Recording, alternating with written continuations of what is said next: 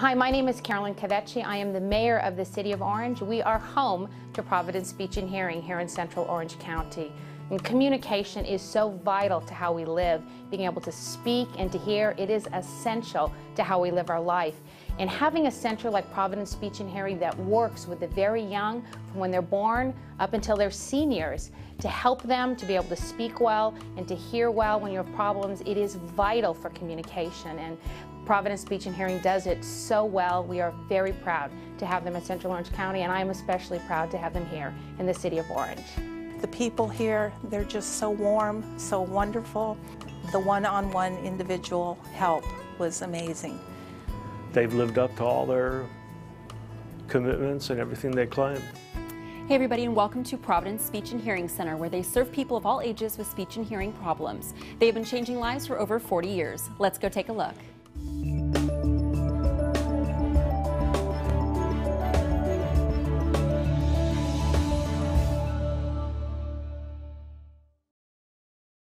Hey everybody, I'm here with Linda Smith. She is the CEO of Providence Speech and Hearing Center. We're just inside the facility and we wanted to speak with Linda and just find out a little bit about Providence and its history. Well, great. Behind you, you'll see our donor wall, which we just unveiled, and it is both a timeline of the organization and a recognition for all of our donors and sponsors, without whom we wouldn't be here today. Of course. So let me give you a little overview of the timeline. This is our founder, Dr. Margaret Ann Inman.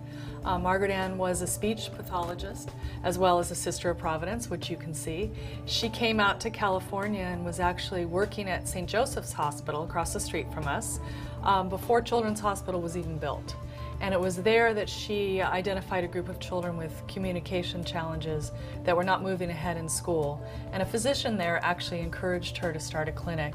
And even though she knew nothing about it, she rose to the challenge, moved out of the hospital, and in our next picture, you'll see a series of little adobe houses, and that's where she started Providence Speech and Hearing. Speech and audiology, and actually a preschool when she first moved out in 1965. Oh, wonderful. Below that, you'll see Margaret Ann working with the children that she loved so dearly. In the 70s, we were caring for about 10,000 patients a year. Now we're up over 22,000 patients a year.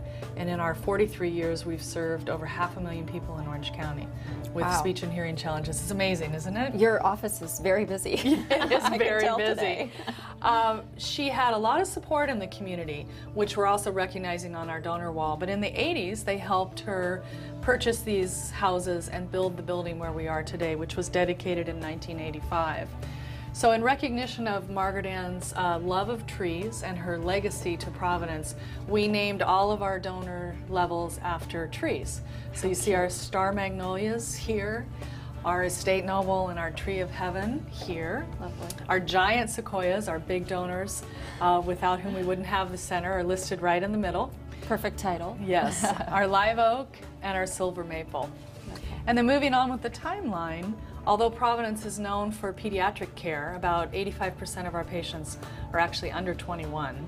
Wow. We do serve the full continuum of care, and this is a picture of one of our seniors actually getting digital hearing aids when they came out about 10 years ago in the late 90s. And then moving on, we do have a full preschool on site, which I'll show you. It was renovated in 2003. We have an adult center for hearing care, the Word and Brown Hearing Center, which was started in 2007. And then last, our last favorite picture of Margaret Ann working with the children that she loved. But right now we're standing in front of audiology. Okay. So this is one of our diagnostic rooms. So the audiologists will see their patients here and do initial diagnostic testing. And then once they're done here, then they'll move them over to the sound booth. If a diagnosis of a hearing loss is made, these are the rooms where they fit and set the hearing aids. And in addition, we have state-of-the-art technology here, so all our hearing aids are actually set by computer. Oh, wow. So uniquely set to that patient's hearing loss. She doesn't care who sees them. This is me. If you accept my hearing aids, you've accepted me.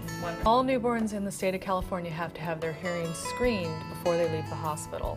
And if they fail that initial screening, they come to us for a more advanced testing, and that we do in this room. Our goal is if there is a hearing loss, we try and diagnose it and fit hearing aids before 6 months of age, because that early diagnosis makes sure that those children don't have a speech delay and issues in school later on in life. We have a licensed preschool for children ages 2 to 5. About 50% of those children actually have special needs, and the other 50% are typically developing. And our preschool was just voted the best preschool in Orange. And then on our right-hand side, you see a continuation of our speech therapy rooms and occupational therapy. And in those rooms, we do individual speech therapy as well as some specialized group programs, one of them being our Jumpstart Early Intervention program. Oh, perfect. And what exactly is that? Well, Jumpstart is a program that was created at Providence, and it's for toddlers ages 18 to 36 months who are exhibiting a global delay and are not developing communication that is age appropriate. So they come to us to a class that's taught by a speech pathologist and a language aide 3 times a week for 2 hours each. And the whole design of the program is to elicit language. And we have an amazing success rate. Up to 94% of those children go on to regular preschool, so no special education. It's really a phenomenal achievement. This is our wonderful playground that was built about 4 or 5 years ago through a fundraising campaign, and both our preschool and our Jumpstart children utilize the playground.